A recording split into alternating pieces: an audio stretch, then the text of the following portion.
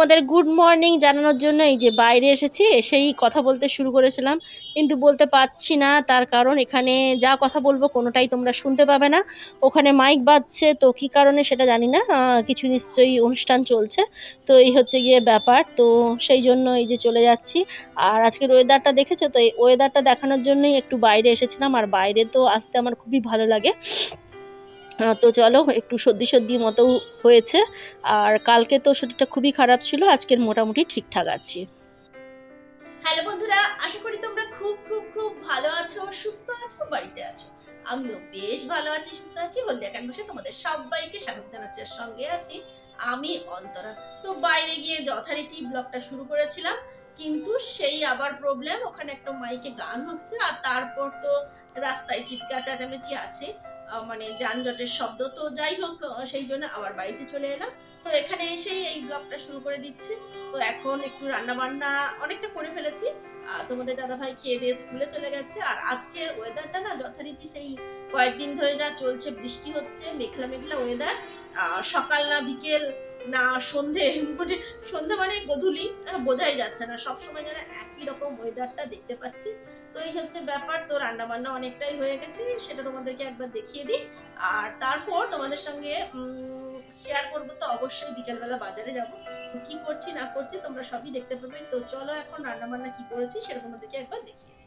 ওকে, চলো টাটা করে দিচ্ছিলাম। চল চল চল, আগে কি কি রান্নাটা করেছি সেটা দেখিয়ে দিই, তারপর দেখছি আর কি কি তোমাদের সঙ্গে শেয়ার করবো। তবে বললাম বিকেলবেলা তো অবশ্যই শেয়ার করবো, বিকেলবেলা একটু বাজারে যাবো।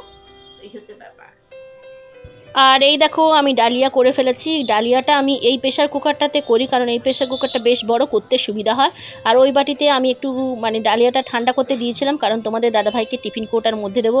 এদিকে ফল দেখিয়ে দিলাম, আর গ্লাসগুলো আর কাপগুলো ধুতে পারিনি এখনো পর্যন্ত, আর তোমাদের রান্নাঘরে নিয়ে চলে এলাম। এখানে ওল আর আলুর দম হবে। তো ওল আর আলুটাকে আমি, সেই জন্য ওল আর আলুটাকে আমি নুন হলুদ দিয়ে সেদ্ধ করে নিচ্ছি। আর হবে ডাল, হবে ডালটা একটু আলু দিয়ে করবো, আর একটু পেঁপে থাকলে ভালো হতো, আজকে পেঁপেটা শেষ হয়ে গেছে, তো সে কারণে করতে পারলাম না। আর এখানে করছি যে সবুজ যে লাউটা হয়, সেটাকে জায়গা জায়গা করে ভাজা করেছি, ঠিক আছে। আর দেখাচ্ছি, আর স্পেশাল হচ্ছে ইলিশ মাছের, এই যে সর্ষে ইলিশ। তো এই রান্না বান্না হবে। আর ইলিশ মাছের আর কিছুটা বাকি ছিল, সেটা আমি মানে রান্নাতে যতটা লাগে আমি করে নিয়েছি, আর বাকিটা মানে আর একবারের মতো হবে, সেটা আমি ফ্রিজে ঢুকিয়ে দিয়েছি। তো সেটা আমি ফ্রিজে ঢুকিয়ে দিয়েছি। আর এখানে দেখো, মুড়োগুলোকে আলাদা করে নিয়েছি। এটা হচ্ছে রুই মাছের মুড়ো, আর এখানে হচ্ছে এই যে বাকি অংশটা রুই মাছের, আর এখানে এনেছে চিংড়ি মাছ। তো আজকে ইলিশ মাছ আর চিংড়ি মাছ আর এই রুই মাছ এনেছিল। এই হচ্ছে ব্যাপার। আর এদিকে মশলাটা রেডি করে নিয়েছি। ইলিশ মাছের ঝাল তো হয়ে গেছে, তখন মশলা রেডি করে নিয়েছিলাম। আর এখানে আমি একটু জিরা বেটে রেখেছি, এতে জিরা আছে, আর দেখাচ্ছি না, খুলে দেখাতে পারছি না, মানে এটা খুব টাইট হয়ে গেছে। আর এটা হচ্ছে এই ওল আলুর দমে যে মশলাটা দেবো সেটা, এতে মানে টমেটো আর টমেটো, পেঁয়াজ, লঙ্কা আর একটু জিরে আর গরম মশলা একসঙ্গে বেটে নিয়েছি। তো কি কি রান্না বান্না করে ফেলেছি আর কি কি রান্না বান্না হবে সেটা মোটামুটি তোমাদের সঙ্গে একটু একটু করে শেয়ার করে দিলাম। আর একদম দেখা হচ্ছে বিকেল বেলা।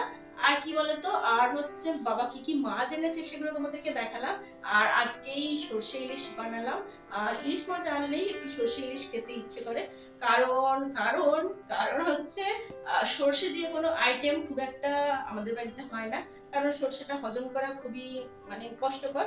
আর আমি যেভাবে সর্ষে ইলিশটা রান্না করি, মানে ওই খোসাটা ফেলে দিয়ে, তো ওটা মানে খেতে খুব একটা অসুবিধা নেই। তবুও যতটা সর্ষে মানে সর্ষেটা আমরা একটু অ্যাভয়েড করি আর কি। তো এই হচ্ছে গিয়ে ব্যাপার। আর ইলিশ মাছটা হলেই একটু সর্ষে ইলিশ করা হয়, এই হচ্ছে ব্যাপার। আর অন্য কোনো মাছে সর্ষে ব্যবহার করি না। তো যাই হোক, তোমাদের সঙ্গে দেখা হচ্ছে আবার বিকেল বেলা। তো এখনকার মতো টাটা।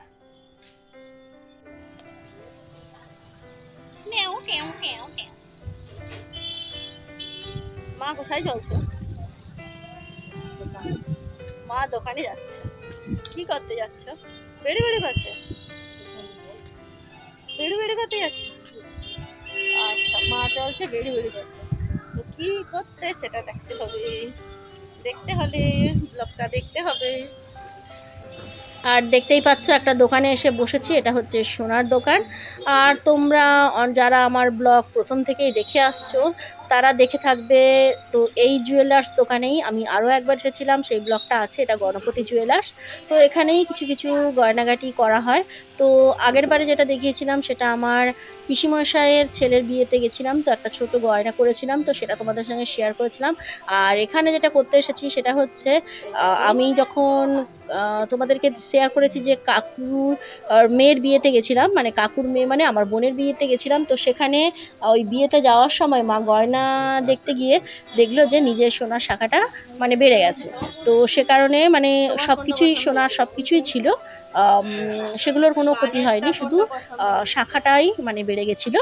তো সে কারণে এই যে এখানে এসেছি, এসে শাখাটা শুধু পাল্টানো হলো, আর ওই ডিজাইনটা পাওয়া যায়নি, সুতরাং ডিজাইনটা একটু বদলাতে হবে।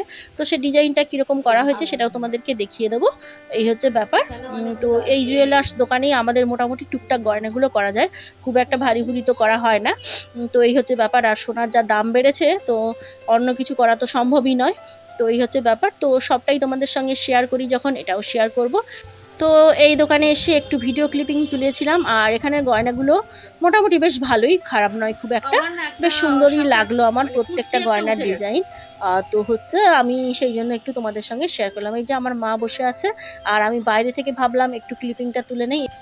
দেখতেই পাচ্ছ এটা হচ্ছে গণপতি জুয়েলার্স, আর ফোন নাম্বারটাও দেওয়া আছে, তোমরা যোগাযোগ করতে পারো অবশ্যই। আর এই যে আমি এখানে চলে এলাম, একটা গলির মধ্যেই এই দোকানটা, আর এই যে মা বসে আছে, তো আমি দোকানে ঢুকে গেলাম। এই যে কাকু এখানে শাখাটা সেট করে দিচ্ছে, আর আমি একটু ভিডিও করে নিচ্ছি। আর এই দেখো গয়নাটা একদম রেডি হয়ে গেছে, তো তোমাদেরকে একটু দেখিয়ে দিই ডিজাইনটা কেমন হয়েছে। আমার তো বেশ ভালোই লাগলো। এটা এসে বোন আর মা এসে চয়েস করে দিয়েছিল এই ডিজাইনটা, তো আজকে সেটা কমপ্লিট হয়ে গেছে। তো দোকানদাররা ফোন করেছিল, তো এসে এই যে নিলাম জিনিসটা। তো দেখো তোমাদের কেমন লাগলো সেটা অবশ্যই বলবে।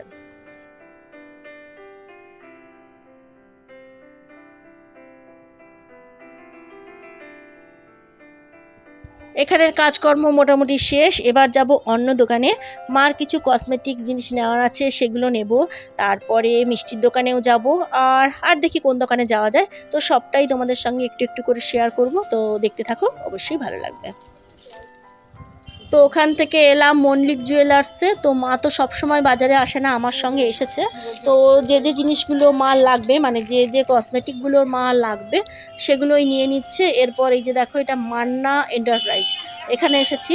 তো এখানেও মা কিছু কসমেটিক কিনেছিল, আর তার সঙ্গে নেল পালিশ, রিমুভার, এগুলো তো মেয়েদের লাগেই বলো, তো এগুলো নেওয়া হয়েছিল।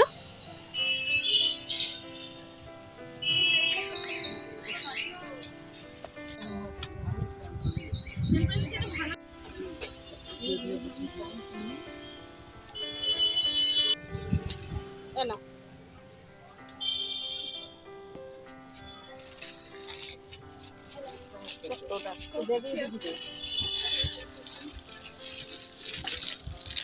এরপর দেখো এলাম মিষ্টির দোকানে। তো এখান থেকে রসগোল্লা নিয়েছিলাম দুটো, কারণ ছেলে রসগোল্লা ছাড়া খায় না। আর নিয়েছিলাম ছানার মুড়কি, আর মা সেই বাটি আইসক্রিমগুলো নিয়েছিল, ওইটা ছাড়া মা খায় না, তাও আবার একদম ফ্রেশ সাদা হওয়া দরকার আছে। আর আমাদের জন্য নিয়েছিল কুলফি মালাই। তো যেগুলো এই যে দেখো, এই যে দেখতে পাচ্ছ, এগুলো নেওয়া হয়েছিল চারজনের জন্য চারটা, মানে আমি, বাবা, আর তোমাদের দাদা ভাই, আর আমার ছেলে, আর মার জন্য দুটোই বাটি যে আইসক্রিমগুলো হয় সেটা নেওয়া হয়েছিল। আর এই যে সামনে এটা হচ্ছে মদনমোহন মিষ্টান্ন ভাণ্ডার। তো এর সামনে দেখো একটা মায়াপুরের বেশ সুন্দর একটা ফটো ফ্রেম আছে, তো সেটা আমি একটুখানি ভিডিও করেছিলাম, কারণ আমার খুব দেখতে ভালো লাগে সেই জন্য। বাজার থেকে চলে এসেছি। তো কি কি জিনিস নিয়ে এসেছি সেটা তোমাদেরকে একবার দেখিয়ে দিই। এই যে আইসক্রিমগুলো ফ্রিজে রেখে দিয়েছি। এই যে এরকম আছে 4 পিস, আর এরকম বাটি আছে 2 পিস, আর আগের হচ্ছে 2 পিস, ঠিক আছে। আইসক্রিমগুলো এখানে রেখে দিয়েছি। আর কি কি নিয়ে এসেছি সেটা দেখিয়ে দিই। যে মা একটা সুগার ফ্রি নিয়েছে, আর এই যে একটা কি ওষুধ নিয়েছে, আর এখানে কসমেটিক জিনিস অনেকগুলো নেওয়া হয়েছে, নেল পালিশ আছে, আর এইসব কসমেটিক আছে। এখানে একটা শনপাপড়ি, আর এখানে এখানে আছে ছানার মুরগি, এখানে আছে রসগোল্লা, আর এখানে এই যে চাল ভাজা 2 রকমের আছে, পাউরুটি আছে, আর এখানে মল্লিক স্টোর্স থেকে যে এখানেও কিছু ক্রিম এই সমস্ত নিয়ে এসেছিল, এগুলো আছে, এগুলো আছে, আর কি আছে, আর মার আছে ছাতা, আর যেটা মেনলি এনেছি এটা তো তোমাদের দোকানেই দেখিয়েছি, আর খুলে দেখাচ্ছি না। ওকে, তো এখানেই ব্লগটা শেষ করে দিচ্ছি। আমাকে যদি তোমাদের ভালো লেগে থাকে তাহলে লাইক করবে, কমেন্ট করবে, সাবস্ক্রাইব করবে, বেল বাটনে প্রেস করবে, আর অবশ্যই কমেন্ট করো, আর সর্বদা হাসি মুখে থাকবে। হাসি মুখে থাকাটা খুব জরুরি। তাহলে আজকের মতো টাটা টাটা টাটা।